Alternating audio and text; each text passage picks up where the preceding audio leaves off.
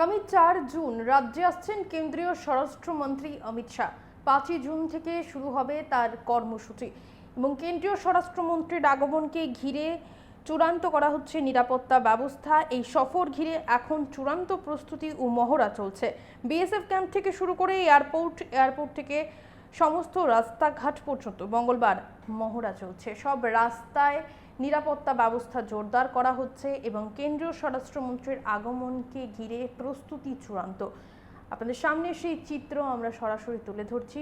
কেন্দ্রীয় স্বরাষ্ট্রমন্ত্রীর আগমনকে ঘিরে চলছে মহড়া এবং তার নিরাপত্তা ব্যবস্থাও জোরদার করা হচ্ছে। সেই প্রস্তুতিও চূড়ান্ত এবং কেন্দ্রীয় স্বরাষ্ট্রমন্ত্রীর যে কর্মসূচি রয়েছে 5 জুন থেকে সেই কর্মসূচি শুরু হতে যাচ্ছে, সেদিকেও নজর রাখা হচ্ছে। বিভিন্ন নিরাপত্তা ব্যবস্থার দিকে নজর রাখা হচ্ছে। প্রসঙ্গত কেন্দ্রীয় স্বরাষ্ট্রমন্ত্রীর আসার কথা ছিল 5 জুন, সেই সূচি এগিয়ে 4 জুন আসছেন তিনি রাজ্যে এবং সেই উপলক্ষেই কিন্তু নিরাপত্তা ব্যবস্থা থেকে শুরু করে সব দিকেই নজর রাখা হয়েছে। চলছে মহড়া, চূড়ান্ত প্রস্তুতি। আপনাদের সামনে সেই চিত্র আমরা তুলে ধরছি।